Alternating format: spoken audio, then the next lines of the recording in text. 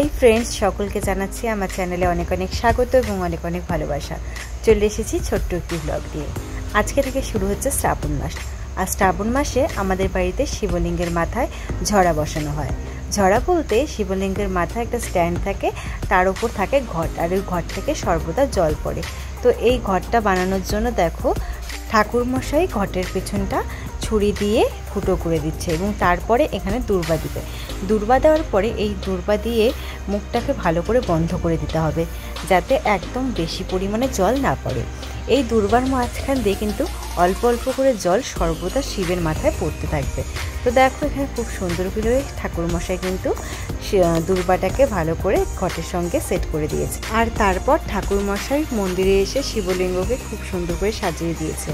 আর আমি যে তোমাদের ঝরার কথা বলেছিলাম সেটা দেখো, এই যে স্ট্যান্ড, মানে শিবলিঙ্গের উপরে একটা স্ট্যান্ড বসানো হয়েছে, তার উপরে রাখা হয়েছে ঘট, আর ঘটে কিন্তু মালা দেওয়া হয়েছে।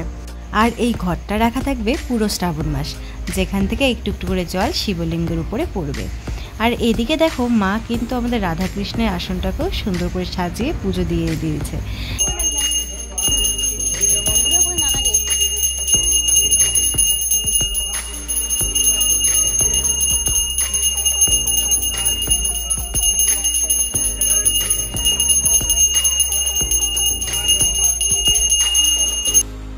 মশাই পুজো করতে করতে মা এদিকে কৃষ্ণের আসনে পুজো দিয়ে দিয়েছিল, আর এখন বৌদি মোমবাতি আর ধূপকাঠি ধরিয়ে দিচ্ছে। এদিকে ঠাকুরমশাই কিন্তু এখন শিবলিঙ্গকে মানে বাবা মহাদেবকে কিন্তু ধূপকাঠি দেখাচ্ছিল। এদিকে বাইরে এত রোদ পড়েছে, রোদে পুরো গা কিন্তু পুড়ে যাচ্ছিল। আর তোমরা হয়তো দেখছো তুলসীতলার জায়গাটা একটু ভেঙে গিয়েছে, কারণ বর্ষাকাল, আমাদের এদিকে বর্ষাকালে প্রচুর মাটি ভাঙে, বাড়িঘরের অবস্থা খুব খারাপ হয়ে যায়, যার জন্য তুলসীতলার অবস্থাটা এরকম হয়ে গেছে। তো যাই হোক, এখন দেখো মহাদেবের আরতি হচ্ছে।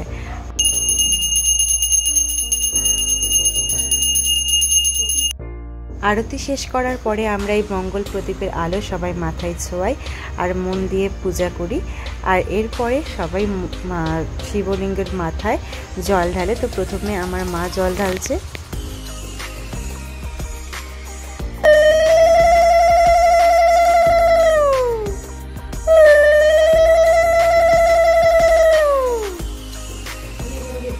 মায়ের জল ঢালার পরে দাদা জল ঢালে, আর তারপরে আমি বৌদি জল ঢালি।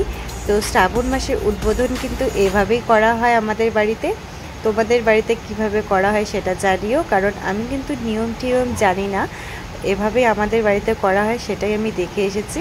তো এইটাই তোমাদের সাথে শেয়ার করলাম। তোমাদের কেমন লাগলো জানিও। টাটা।